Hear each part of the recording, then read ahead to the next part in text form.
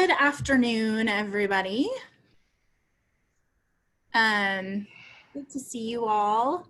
I'm Rachel Phillips-Buck, VP for Student Success for Ferris Resources, joined today by Mr. Anthony Melchiorri, hospitality expert. Just waiting for everybody slowly to trickle in. Anthony, you are not in your typical place today. No, I don't have that ugly background. I'm actually at the Borgata in New Jersey. We just interviewed the CEO of the Borgata, which is really the kind of anchor for Atlantic City, and it's really kept Atlantic City afloat. So we interviewed the CEO. It was a lot of fun. And you got to travel out of your house. So you've obviously watched the episode where I was really kind of desperate to I gotta go. Yeah. I'm 6 months. Listen, you're 250,000 miles a year. Oh my goodness. And then I go to zero. I've been fine. It's been great. And then I'm like, you know what? I'm itching. So I was about to lose my mind. I came last night. It was fun and interviewed. And what was great about interviewing her, she's the first female African-American executive of a big resort in Atlantic City. Wow. And Atlantic City's been here for a long time. So saying that, so I was really grateful to interview her.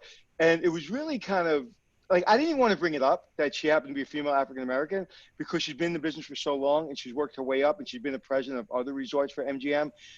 So I didn't want to bring it up, but I think it was so important to bring it up because other people that look like her and other females or really anyone that's really trying to make their mark. And she was really humble and, you know, she worked really, really hard and really exciting to talk to her. Good. Well, I'm glad that not only that you got to leave your house, but that you had a reason like that to leave. That's a great kind of right in both ways. And I lost a couple dollars at the blackjack table, which I'm not happy about. Okay, ready? Hold on. I got the number in my head. Pick a number 1 to 20.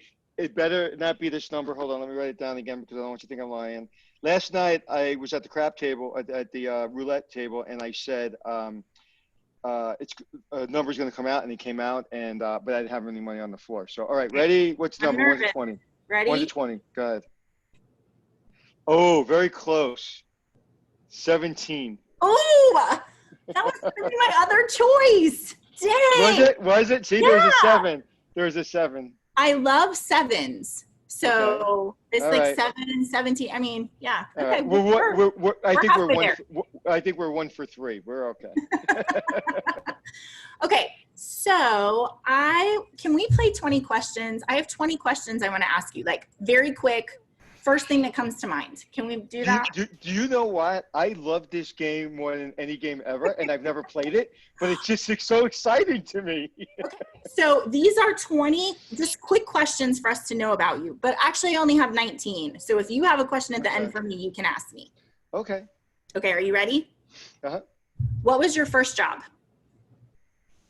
Paperboy. What is your favorite word? It starts with F. Fudge. How would your daughters describe you? Little bold man. Okay. What is your least favorite word? Moist. What excites you? Kind people. What is your favorite hotel? La Residencia in Spain. Okay. Are you a coffee drinker? No. Oh, hurts my heart, but that's okay. All right. What turns you off? Mean people. What is your favorite dessert? Anything that has sugar in it. All of them, just all of them. What sound or noise do you love? A creek crashing against the rocks. That is, I concur. What is one of your greatest successes? My children. What is something very few people know about you? Very few people. I can juggle. Oh, that's a surprise. What sound or noise do you hate? The honk of the angry horn. Yeah, that's a New Yorker for you right there. What profession other than your own would you like to attempt? Poker player. What profession would you not like to do? Roofer. What is your favorite episode of Hotel Impossible? The first one and the last one. Gurney's Inn and Maui Sands. Okay. 3 more. What do you like about Muay Thai? I love that it is just basic, bare, and there's nothing else to it except who is more prepared. Okay. What is the name of someone who encouraged you in college? Dr. General Kenning and Colonel Wagner. Okay. And how do you want to be remembered? I was a good father. Thank you. Isn't that fun? Yes, I got a question for you. Okay. How tall am I? I think you're 5'7". That's the number. All right. Yeah, so the other day I asked my daughter, I go, you know what I want? She goes, to be 5'8". She's got a good sense of humor. Oh, my kids are the best. Well, thank you for indulging me in that. It's always, I love it. I love it. I can't. Let's do this more. every time. Let's do this every time. Okay. I love it. Deal. So let me talk about what we have to accomplish today. I want to talk about the State of the Union. I want to talk about leadership and planning. I want to encourage everybody that they are not just a cog in the wheel. And then I want to talk about how do we inspire and improve what's happening on our campuses. Our subject today is how do we analyze our plan, and then how do we adjust our plan. So many of our schools are at that place where they've been open for a week, they're about to open, they've done orientation, they're somewhere in that early stages of planning. And we've seen so much news about what's going on with schools that have already opened and have kind of run up against their plan not helping them in the ways that they did. So let me just remind everybody, July 28th, we had 49% of schools planning to be in person. That changed August 11th. That dropped down to 23% were planning to be fully in person or primarily in person. And then as of yesterday, we are at 22% primarily or fully in person. We lost 1% to hybrid. So that number is getting smaller as people are analyzing what's happening on campuses, not just their campuses. The interesting thing about this plan is that we have, thousands of colleges and universities who've had to come up with a plan, and everybody's just kind of watching what's happening and making adjustments to those plans. So one thing I would like to say, for those of you who are attending, will you just chat to the group something that you think your plan has accomplished or has done well? So as you think about, we're going to open up in the fall, either online or in person, and the communication of that plan, will you just tell us something that you feel like, wow, our institution did this piece really, really well? And I want, Anthony, for you and I to talk about leadership and planning, because I think it is the bedrock, the foundation for how we sort of analyze and adjust our plan. So I know that you'll have a lot to say about this slide, this idea that leaders listen, they understand what's going on, they make decisions, they communicate those decisions, and then they equip the people who have to actually do whatever the plan is. So one question for you, as you're thinking about leadership, where's the place that you see leadership fail most often? Discipline.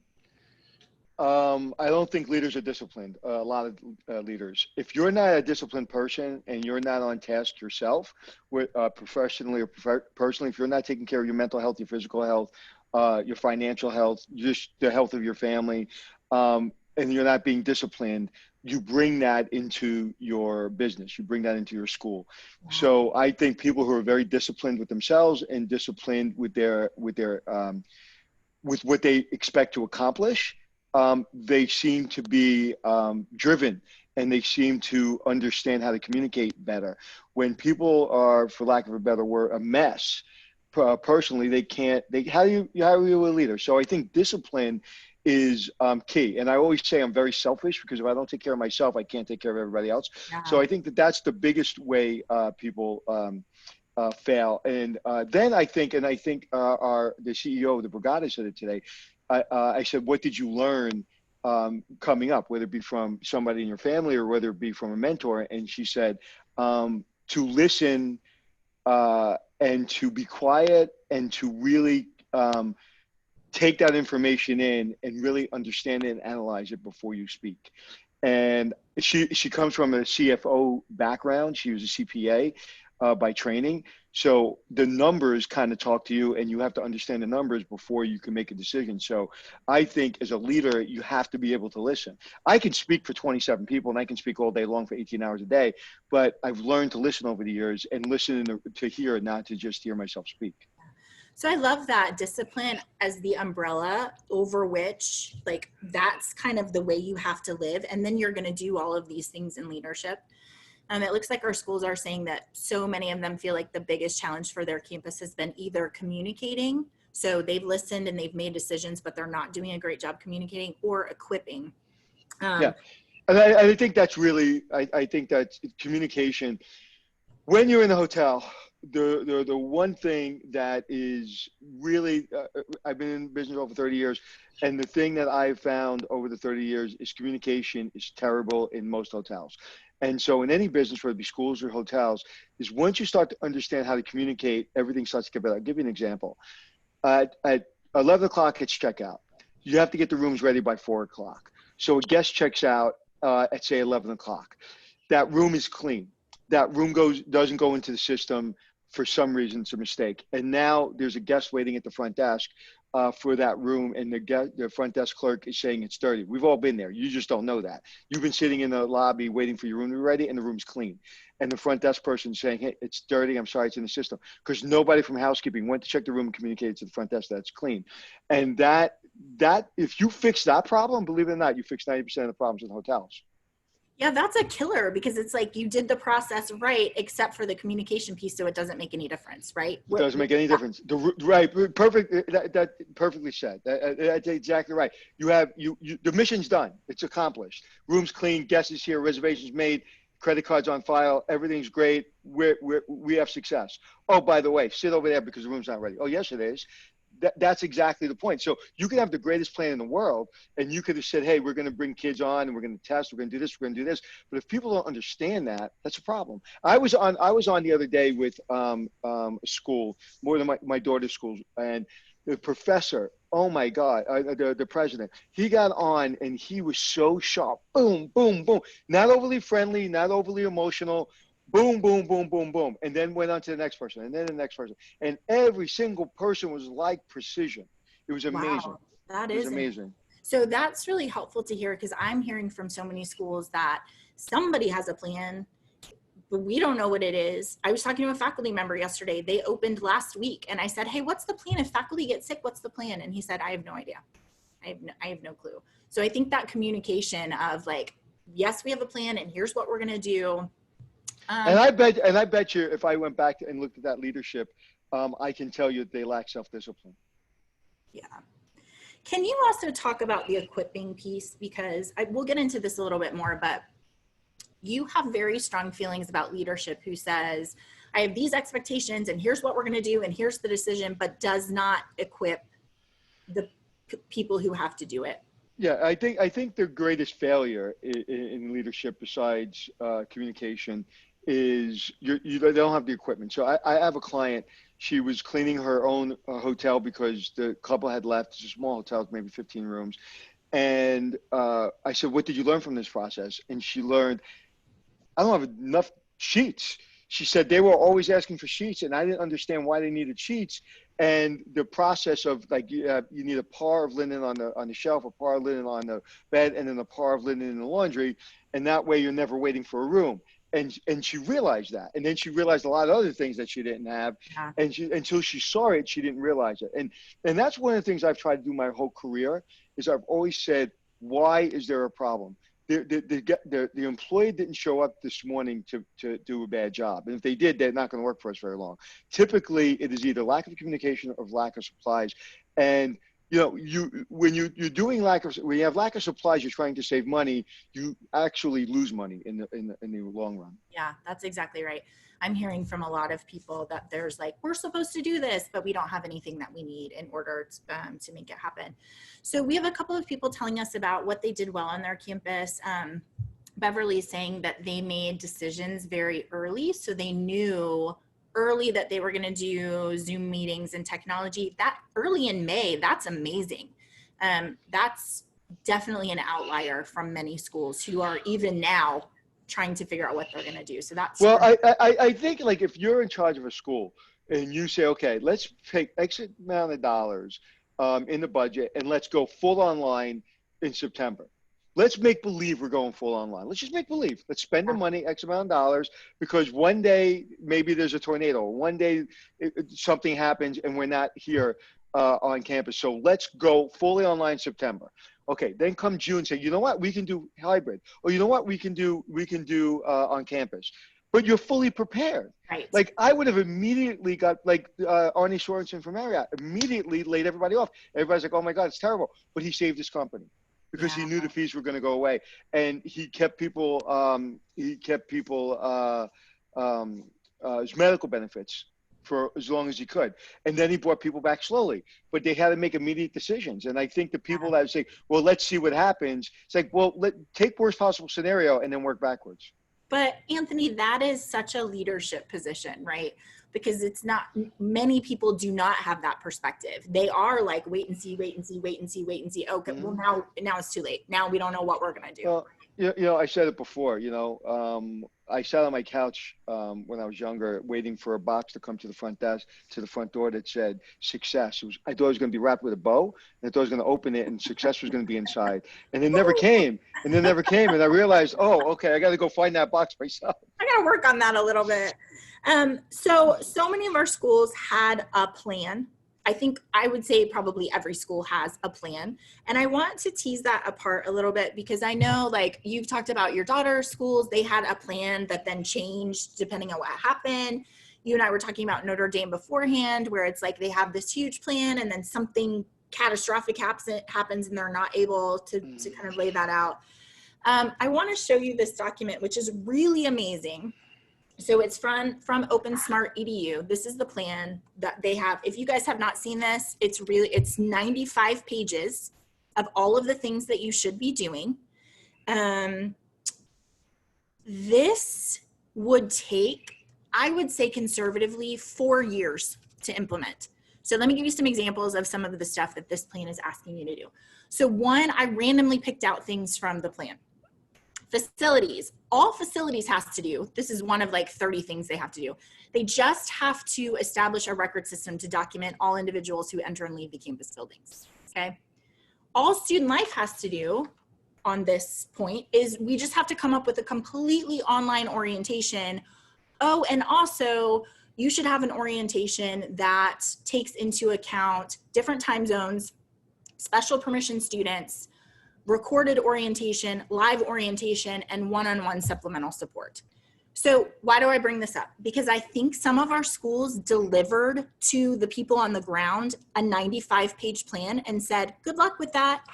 And there was no resourcing, there was no equipping, there was no conversation. I talked to a school the other day who said, we just heard our plan is that we have to webcast to 5 different locations, this big like assembly that we have. So they told IT, hey, can you please webcast this to 5 places? And the IT person was like, no, I can't, I don't have anything. We need bandwidth and we need cameras and we've got to have this and we've got to have this. So many of our schools got delivered this very comprehensive idea of how we're going to be safe. And what we're hearing from our clients is that they feel totally lost about how in the world they are actually supposed to deliver that. And I feel like you talked about that before. I'd be curious to know how many people with the people who were in charge of those different departments, whether it be student housing, finance, whatever, had an 8 o'clock morning roundtable or stand up, as I call it in the business, meeting every day saying, okay, what do you need? Everybody looking at each other on Zoom. What do you need? What do you need? What do you need? We need this. We need this. We need this. Every single day, 5, 6, 7 days a week, 8 o'clock in the morning, everybody in front of their Zoom. We're not talking about anything other than what do you need, what didn't we deliver, and how, because what you're saying is probably helping another department, even if you didn't get it, because now it's okay, he's not getting that. So my expectation, I've got to limit or reduce my expectation because they're not going to be able to get those cameras. So once you do that, I can't understand how you can't implement a 95-page plan.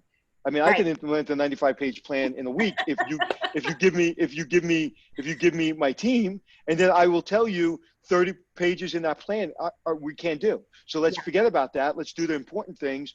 And here's the budget, or we don't have the budget. The reason I hired you is because you're really good. Go figure it out. How many times I've told people I have no money, go figure it out. And I don't remember any time somebody's come to me and said, I can't figure it out. Yeah. I love that. So I want to talk more about stand-up because it's a piece. I actually have a section where I knew you would think that was a good plan because that's what you tell everyone. Like, hey, you've got to get together and say, we're on the same page. This is what we're going to do. Well, I tell you, these poll results that I'm reading right here, 75% of the people said the start of the fall semester went relatively well. Yeah. So that makes me really happy. I'm curious, for those of you who said that, how far in you are, because I think that's one of the pieces to think about. There's like, how do you start up and then how do you stay on campus? But if you've listened, if your leadership has listened and they've come up with a good plan and they're communicating that well and equipping what they need, then I think you have a good chance to be able to be really successful. You've heard this quote before. I know you love Mike Tyson, so I wanted to show you a picture of him. You literally took the words out of my mouth. I was sitting with that in the back of my head saying, I'm going to say that next. And you got to me. Of course you did. That's why I love you.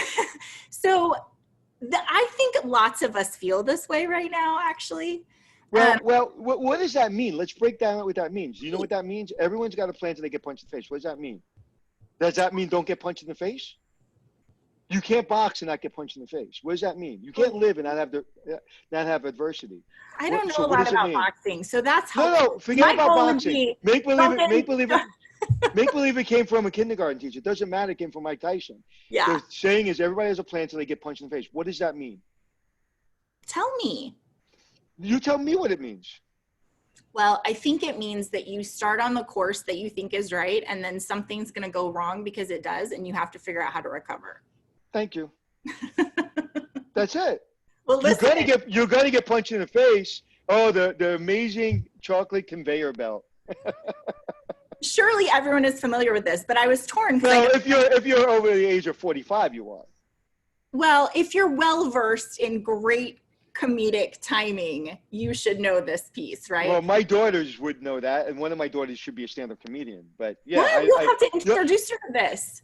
And that's another thing. Like when we were growing up, it's people. We all have the same references. So if I say "hello, ball," you know what? "Hello, ball." What is that from? That's from The Honeymooners, right? So you obviously didn't watch The Honeymooners. And like if I say like when I Love Lucy, when Ricky Ricardo says "Play me, Lucy," like so we all have these references. Yeah. Unfortunately, there's so many things out there right now. We have so many choices that we're all watching. It doesn't land. Yeah, it doesn't land the same.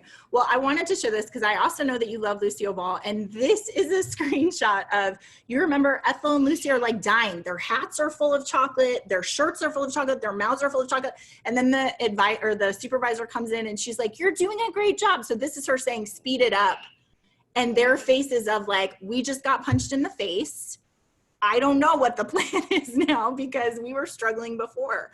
So both of these, I think you have this experience where you're like, "Oh my gosh, we did not see that coming," which I think a lot of schools are experiencing. Yeah, but let me tell you what I see in seeing in this, right? Yeah. What I see is the leader or the manager believes what they see.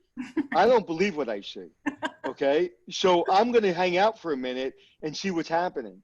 The conveyor belt stopped. They were standing there. She can't see their faces. Yeah. Okay. Their body language tells me something's up. So spend some time and don't believe what you see, and certainly don't believe what you hear. You've got to look and you've got to review and you've got to see for yourselves as a leader. And one of the things, if I've had any success in my career, it's I didn't believe what I saw and I didn't believe what I heard. I watched it myself and I made an interpretation, and then I listened and then I heard. And I watched. But that to me is just a leader who's just a taskmaster. Yeah. That's right. This is a pretty clueless leader. Like, you can't look at Lucy and be like, she's doing a great job. She literally cannot talk to you because her mouth is full of chocolate. Oh.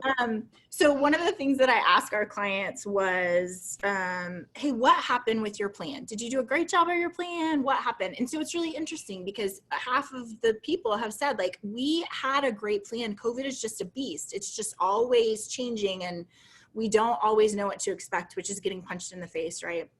And then we have some other clients who are saying, we really had an under-resourced plan, or we had a great plan, we came on and something crazy happened, like we had 50 cases in the first day and we couldn't adapt that quickly to what was going on. So I think that that's super helpful.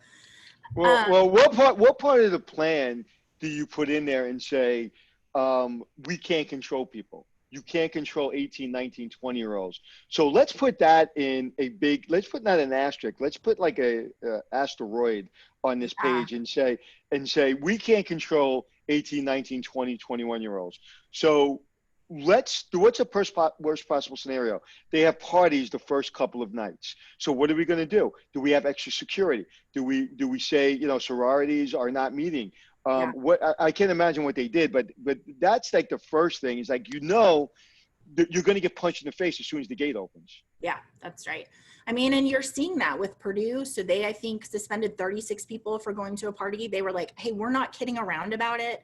I'm reading about presidents who are working with the police to like go to bars and be like, you guys have to go home. We are going to suspend you. So I think there is some of that, but yeah, if the way your plan is successful is that 18-year-olds do what you tell them, probably you're going to have some difficulty with that. Listen, just saying. I didn't listen when I was 18. I don't listen when I'm 55. People don't listen. People don't listen. True. Which you've said before, like that's why you set up spaces to help them behave. That's why you give them, like, they don't know, but options. We set this up so that you can be apart from each other and still, enjoy each other. Okay, so I want to take a detour. Do you recognize this couple? This is a great, we have a plan and then we get punched in the face. Do you recognize them?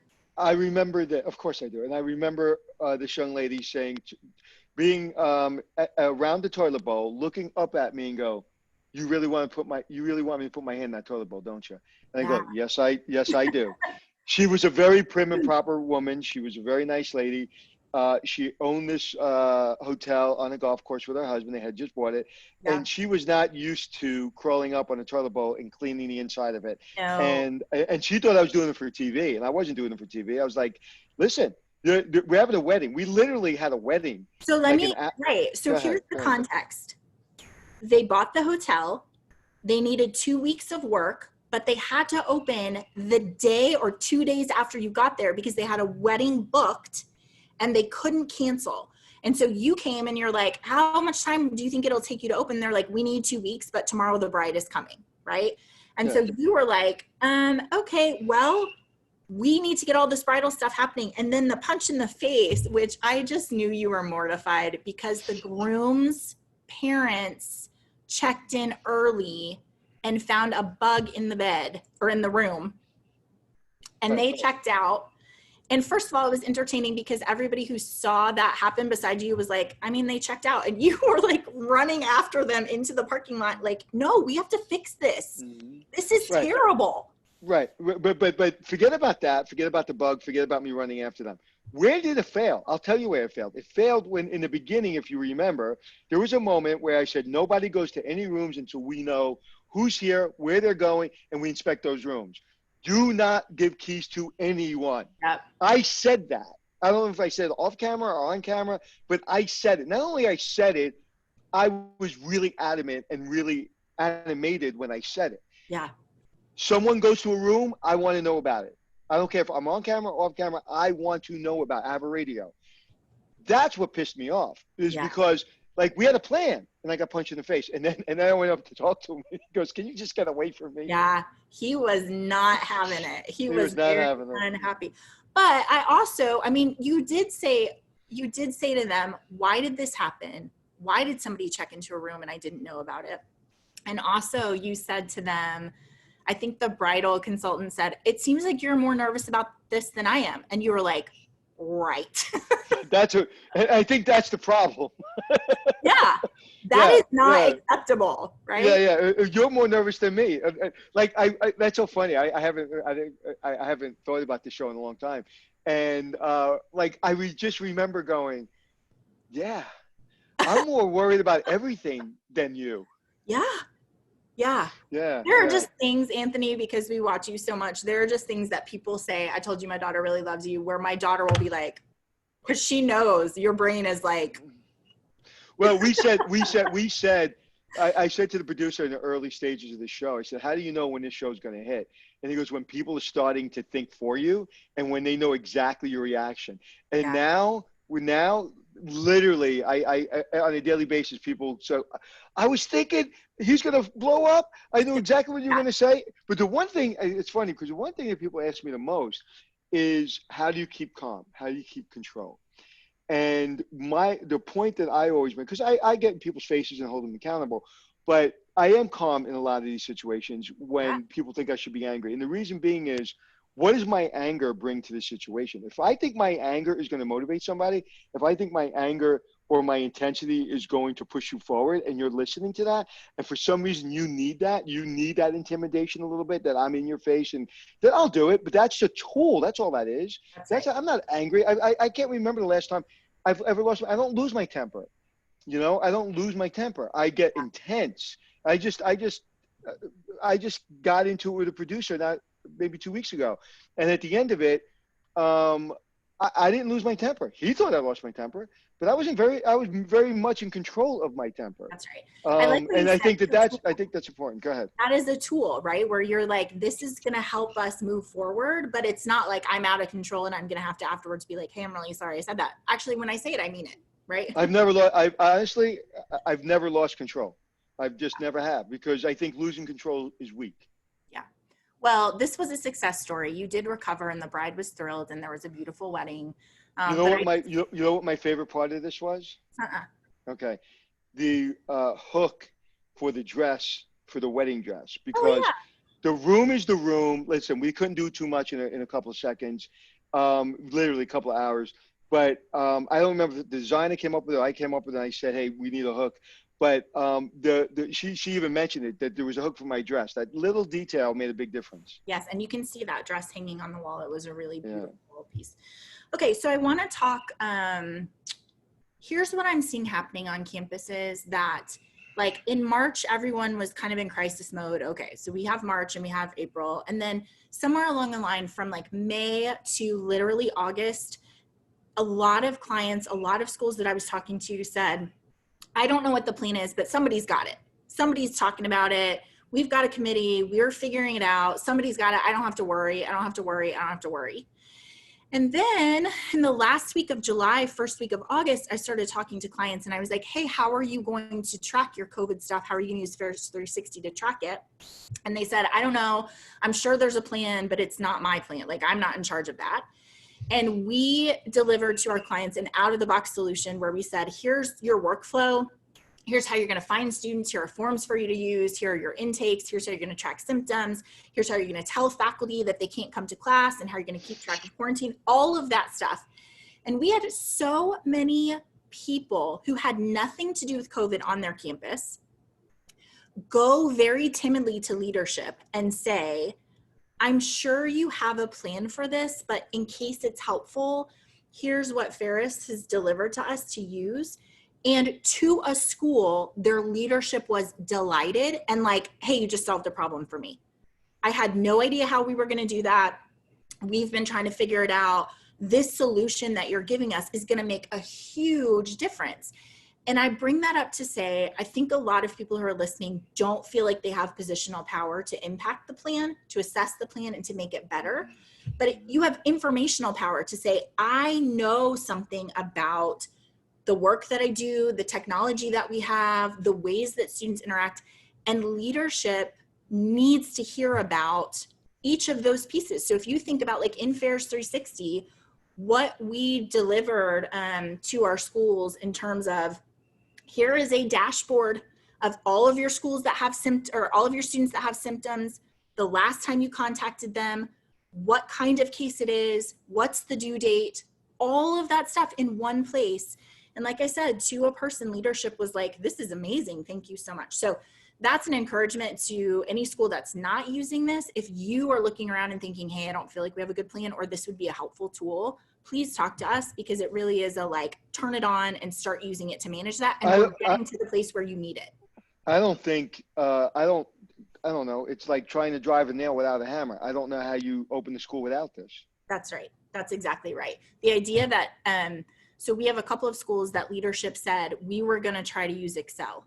Please don't use Excel. If you're using Excel for something like this, you are behind, and we want to make it more efficient for you. So I think it's a great example of feeling like people got it, and then you go to them and you say, hey, I can solve this problem for you if it's helpful. And they're like, oh my gosh, thank you so much. That's actually something that would be super helpful to me. One more thing I want to say about that, and that is the idea that they have a plan, but you can have a plan also. So surely leadership has it. Surely they've got it in control. But I talked to a lot of schools that were like, we don't know what that is, so we're just going to be in charge of our work. We're just going to make a plan for our work. Matt's a great example of this, where our independent school district was like, we've got to sanitize everything. And he went to his son's school and said, hey, within the computer lab and the robotics lab, how are you sanitizing things? And they're like, we don't know. We think we're going to have to use disinfectant wipes. And he was like, hey, here's a plan. We have this fogger, which we learned about from you, Anthony. They were so relieved. They were like, that is going to make the biggest difference for our students. Yes, ISD has a plan, but we have no way of actually carrying that out in a way that is, manageable at all. So the elephant, that's what we call it. That's what it looks like. Okay, so I want to move on now to tools, and I do want you to talk about a stand-up, because I think this will be an incredible tool for a lot of our schools. I just want to remind schools that you are not a cog in the wheel. You are not just a piece that has to kind of get swept along with what's happening. When we talk to schools about this, the comparison is like enrollment management and retention. So for so many schools, the health or success in normal times of your school is based on 17 people in enrollment management. Can they get new freshmen? Is it going to be a good class? Will we make our budgets? All of that stuff. And there's like these people who control it, and then everybody else, we either have a celebration at the beginning of the year because we have a big freshman class, or we have we're dreading this year because we know there are going to be budget cuts. And we talk to schools about, with retention, you can make a difference. So enrollment management, whether or not they get a big class, if you can keep more of those students, you actually can have an impact on the health of the institution. And we don't just have to say to admissions, okay, well, please, save us, please keep us safe. I think that's really similar when we're talking about people who don't feel like they have positional power, but they can make a difference on their campus given what's happening with COVID. And the two places that I would encourage people who don't feel like they have positional power is that you can decide to inspire people and you can decide to improve things.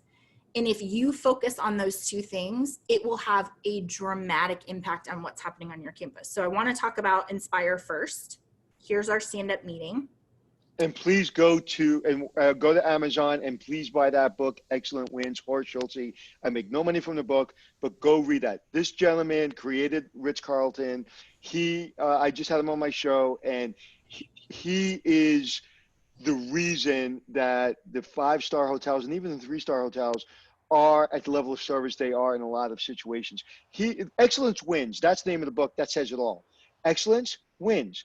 Excellence is hard. Excellence is demanding. Excellence is preparation and determination, but excellence wins, period, end of story. Yeah. I'll give you an example of, I'm sure you heard about, there's a university that was quarantining students in New York City that were coming from other states and other countries. And they were feeding their quarantine students food that wasn't great. Did you hear about this? I did not. Okay, then you obviously are not 19 years old and have TikTok. But every 19-year-old that has TikTok has seen it. And basically these quarantine students, and I won't give you the name of the school, but it has NY in its name. And these quarantine students were taking pictures of these little cardboard boxes with granola bars like in an orange, and this is supposed to sustain them for the whole day. Now, I didn't see it. This is what I've heard from many, many people. So to me, like, excellence wins. What does that mean? We're going to take kids, we're freaking them out because everybody's got to wear a mask. We're quarantining them, right? We're telling them to stay in their rooms by themselves for 14 days away from their parents. They're freshmen. They're basically in jail for 14 days. Restaurants in New York are suffering. Okay, they need to make money. Let's partner with a restaurant and let's blow their brains out with the food that we provide.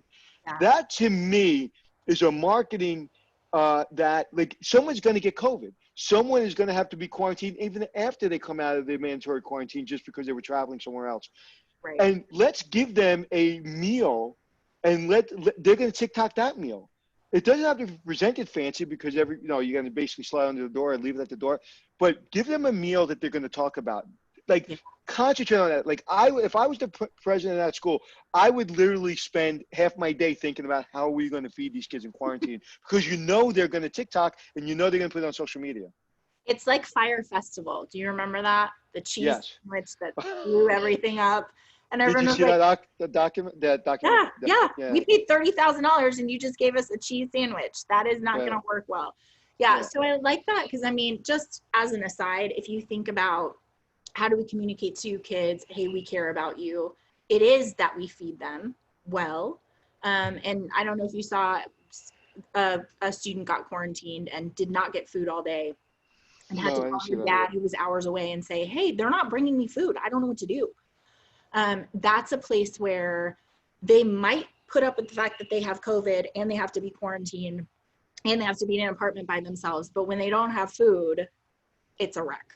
Right? And this is there are some times in leadership when you're the president of a company, a general manager of a company, owner of a company, there's some things on your index card, because I always carry index cards, right, that seem like so out of your realm of responsibility.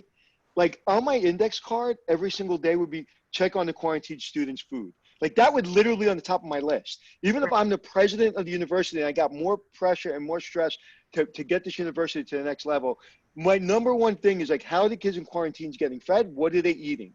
Like that, to me, I can't think of anything more important, because I would say they're in jail. So how do we make that experience insane? Like, really good. Give them food to really look forward to. That's the only really recreation they got. Delight in the day, right? Is what they're having. But like, why does someone have to be told that? They should just know that. I know. But that's why you're such a good teacher and leader, because that you're like, that just makes sense. And for somebody, they're like, oh, okay, that's helpful. I just learned something new, Okay, so you introduced the stand-up meeting. I think there's two ways to think about this. Every morning you meet with your team, and in Excellence Wins, he talks about kind of the two pieces. One is the inspiration piece, and then one is the solve piece. And it seems to me like the inspire piece is like, hey, what good thing happened yesterday? What's a good story? Or why do we do this? What is our mission? What is our vision? Every day we're going to talk about why we're doing this thing. And especially as everything has gone crazy, it seems like that first piece of inspiring your team would be incredibly important in those stand-up meetings. Can you say more about that? Well, I think the first thing is, every morning when you wake up, you have a stand up with yourself, even if you don't think about it.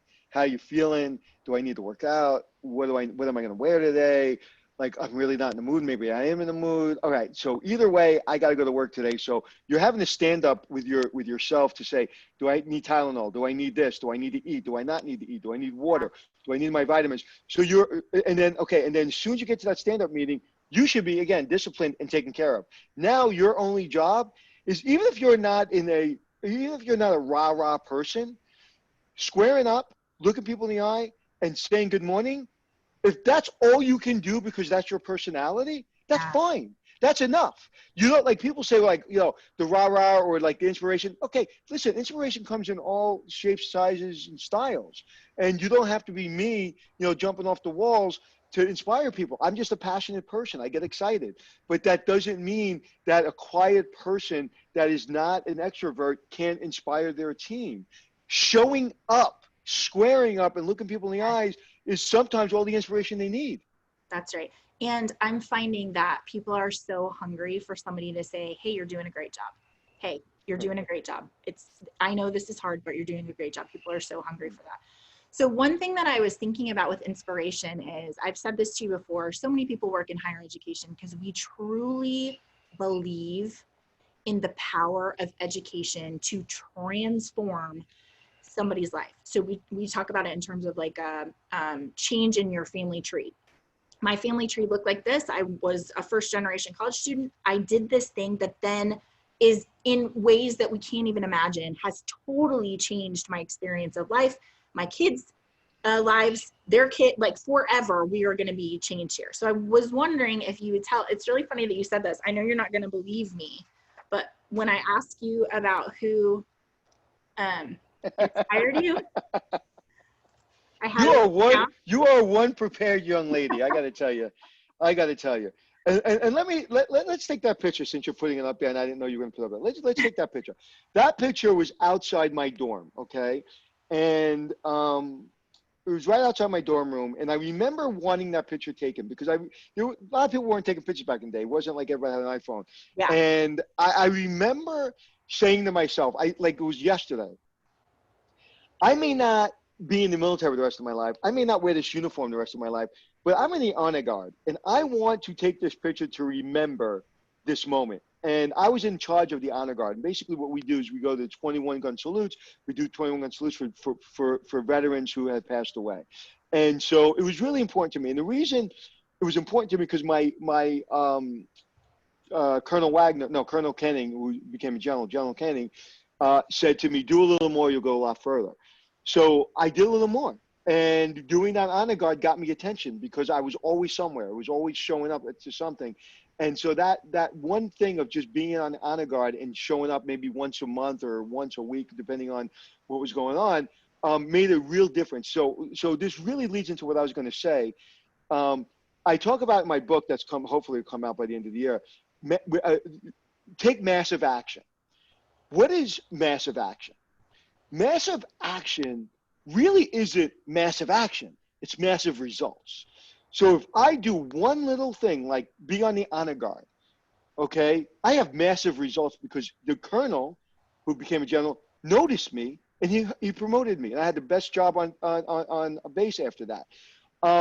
My commanding officer noticed me. And I started to get noticed because I took massive action. But I didn't take massive action. Okay, I just joined the honor guard, but I got massive results. Yeah. Again, when I did the show, Hotel Impossible, people say, well, that's massive action. No, I wrote an outline with a friend. We sold it, and all of a sudden they say, hey, come to set. We're gonna do a TV show, and now everybody, a lot of people know my name. So that seems like massive action. Oh my God, that's so big. No, it was one little thing. Yeah. It took me 45 minutes to write the outline with my friend. We spent a couple of weeks trying to figure out how we're going to sell it, and boom, here we are. So massive action could be simple, could be one little thing that gets you noticed. That's right. And I think when it comes to higher education, it is so important for us to be reminded of that every morning. Look your colleagues in the eye and say, we can do small things that will have massive results. And also we can do small things that will impact our students for their entire life. It's really good work that we get to do. And not everybody remembers that. I think especially these days. I think especially when people are kind of exhausted. Listen, honestly, I think this semester isn't about learning anything. It's about how you feel. And I think that you have an opportunity as higher ed to make people so loyal. Forget about the football games and forget about the sororities and the cheerleaders and the baseball. If you make them feel special, if you would have given them a great meal in quarantine, if they have COVID and you're checking in on them, if they're president, like I would check in on every single one of my students that had COVID. If it took me 2 hours a night, I would call every single one of my students that had COVID at least once a week, or even twice a week. And to me, those are the things that are going to get people to refer their friends, because it's not about learning right now. It's about being taken care of. And if you're not taken care of, you can't learn. Yeah, that's right. So it's interesting you say that, because I think the other action, so we're talking about a stand up and we want to inspire people. Also, we want to improve things. I think something else that people can do is really think about an improvement or recovery plan, because there are going to be places where it's a wreck or something happened and we didn't see it coming. And so that idea of, can you go back to Anthony's quote? I want to make sure I run that because I really love it. How to win: listen to people, work, make mistakes, win, then do it again.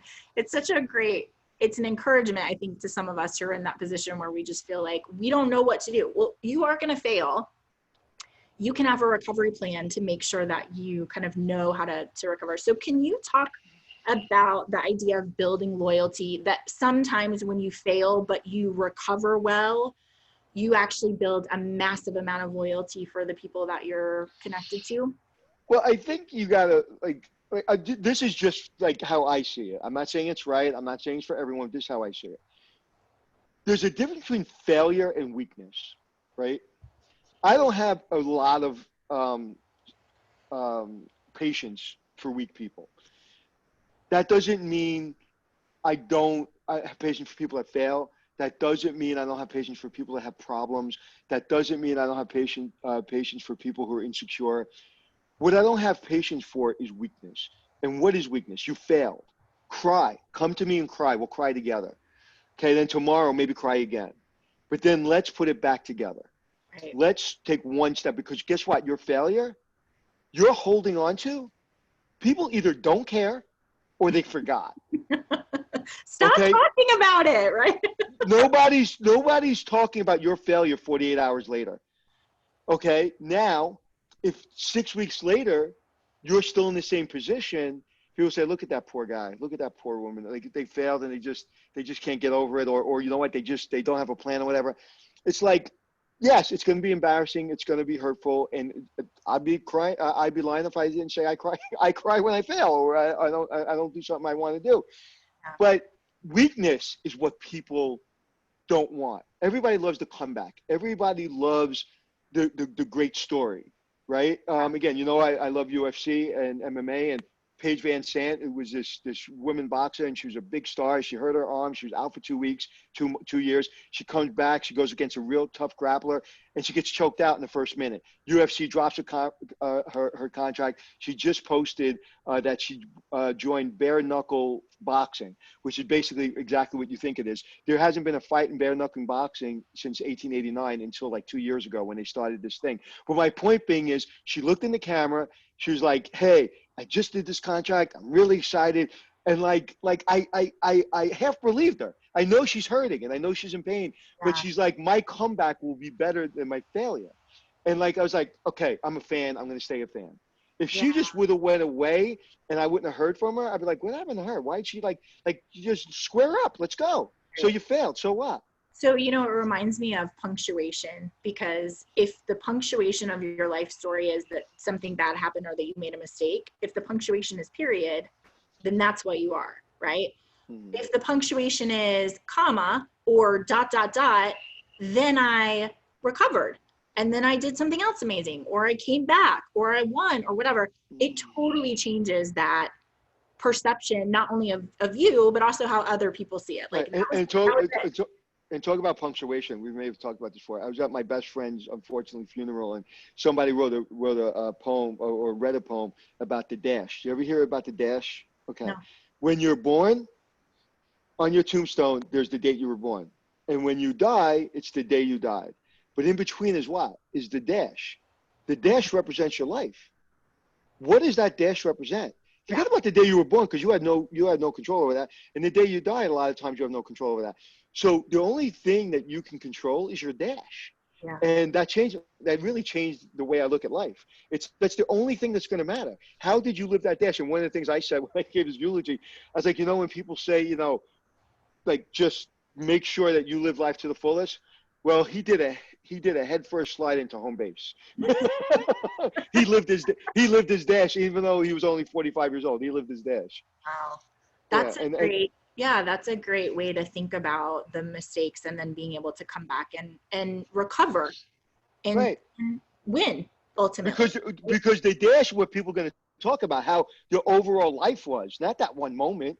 Yeah. Unless you make that one moment about it. If you talk about it, if you never can think get about out of it, right? Right. Yeah, I think you asked me or somebody asked me, like, what's your greatest failure? And like, I have no idea because I failed so much that I don't remember it because I'm on to my next thing. I just don't remember my failure. I really don't. I can't tell you. But then when I was writing my book the other day, I was writing this chapter. I was like, holy crap.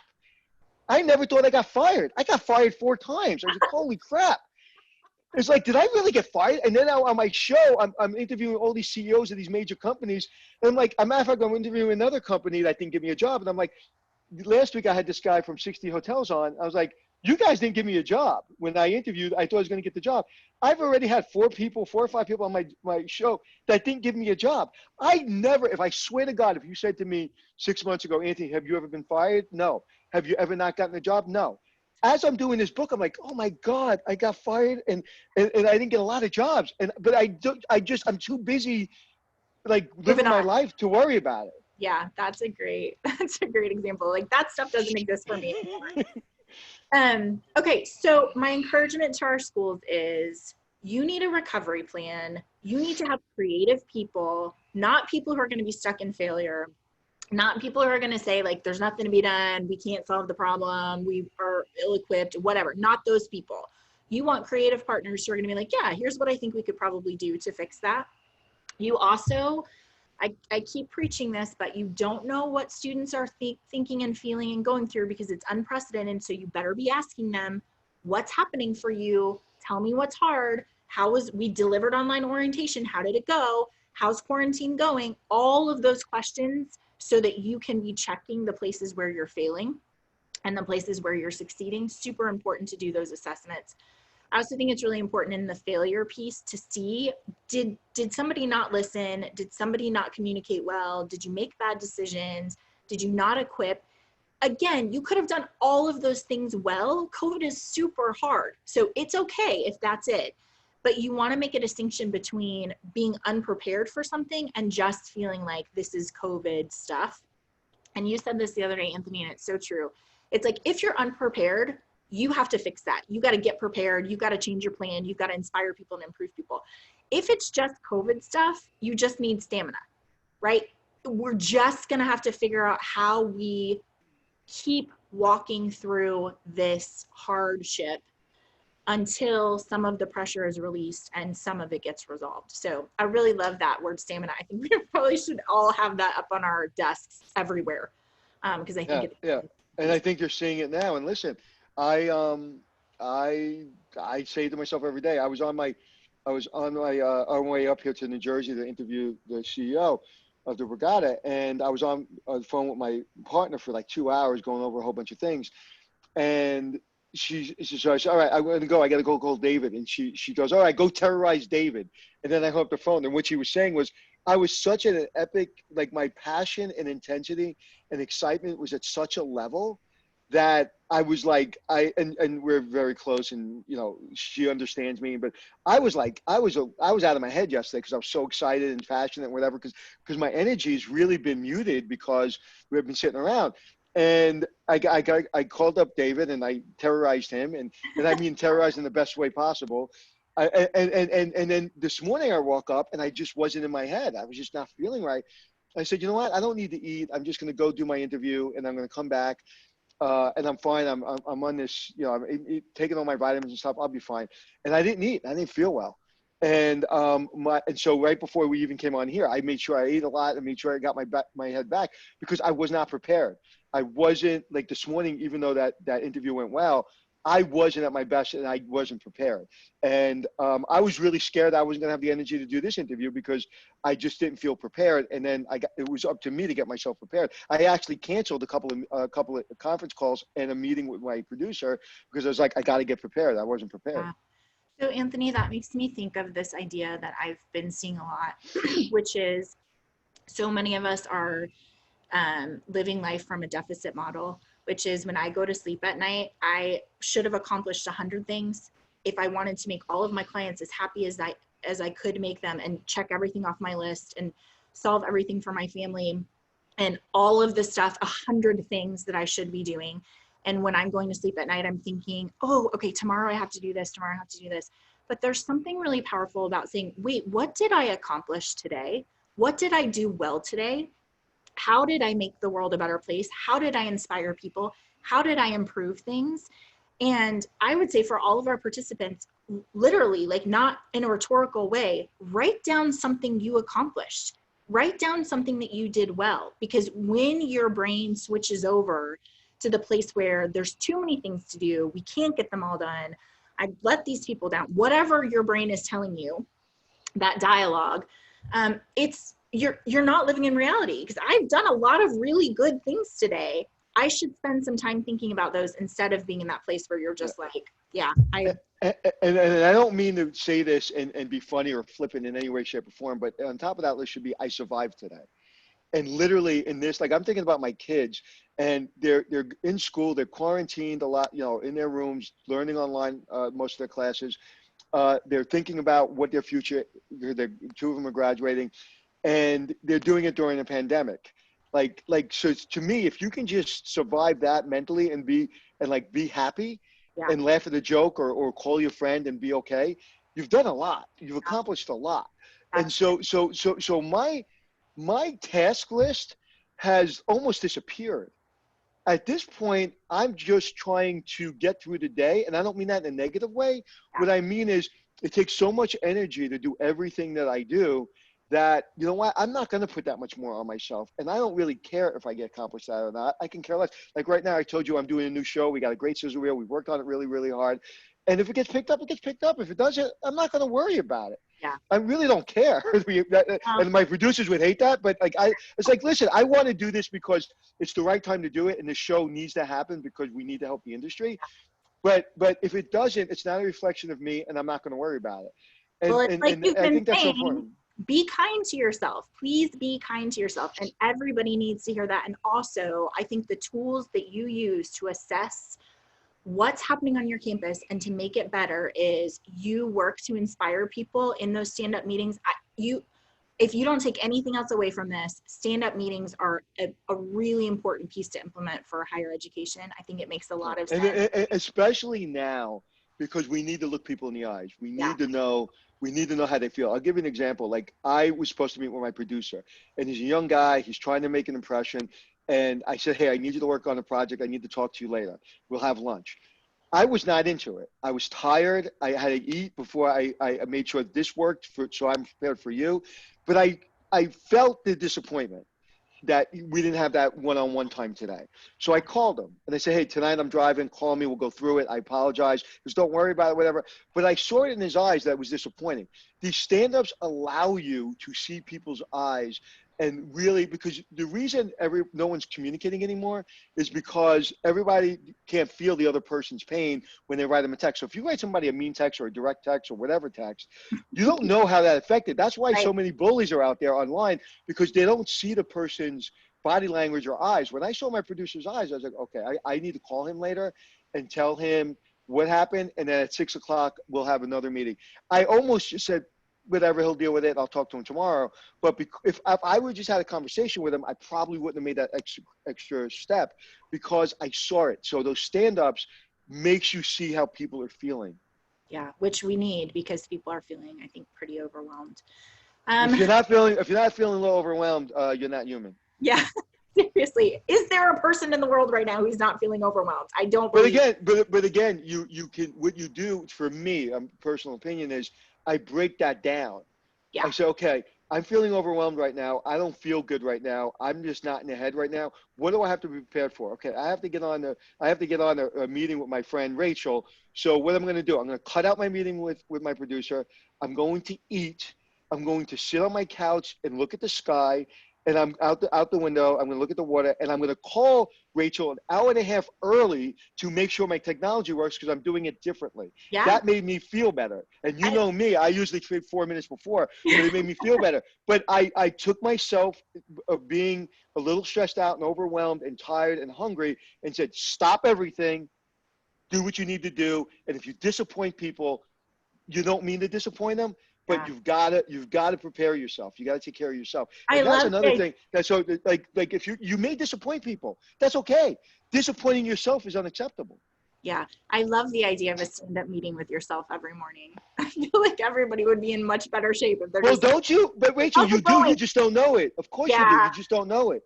yeah. You're not thinking about it. I'm not Everybody a very does. kind boss to myself. You know, I'm like, No. shh, you have to be quiet, be quiet. We have stuff to do. So I think that's helpful. Right. So you Right. guys, I just want to remind you, we have a lot of resources for you. If you're interested in surveys for students, we have that in our partnership with Macmillan. We also have student video resources. So if your college students need to know about time management, motivation, being resourceful, developing self-agency, we're developing a whole video series that you can use for free, which I think will be really helpful. We have the scanner, which you see behind me. We're scanning in and out. So if you were in charge of the point that's like who comes in and out of the building, DocuScanner will help you. And then also all of our COVID tools that we've put together. If you're not using something to track COVID, please let us know because we'd really like to serve you in that way. Anthony, it's always fun. I got to think of 19 more questions for you. Okay, ask me one more question. Okay. Do you prefer corned beef or pastrami? Pastrami. That was an easy one. From Katz's Deli. From If you haven't had a pastrami sandwich from Katz's Deli in New York City, you have not lived on this earth. So on rye with mustard, right? 100%. Dr. Brown soda. You got it. You got it dialed in. You got it dialed in. Doctor. Right, and when you're standing online, the best part of it, Katz, is you go in and it looks exactly the way it was when I was literally 5 years old, and you go to the counter and they give you, as they're cutting your sandwich, they give you a piece of the pastrami and corned beef so you can eat it while he's making your sandwich, and just get you prepared. Like and that like there's a lot of New York things that have gone away. That's the one thing I pray to God that will never go away. I hope they never renovate that place. They keep it clean, but they never renovate. I go in there and they still have this chaotic ticket machine that makes no sense. It drives you crazy. People lose their tickets. But it is so perfectly crazy. Yeah, I miss, you don't get as much of that in Texas. That and bagels, hard to find in Texas. So Yeah, I'll have but to come visit you. pastrami sandwich from Katz's Deli is probably the best thing I've ever eaten. Well, literally. I don't agree with you about that. Glad we can bring back that memory for you. Thanks for spending time with me. My pleasure. All right, we'll talk to you later, guys. Thanks for joining us. Bye.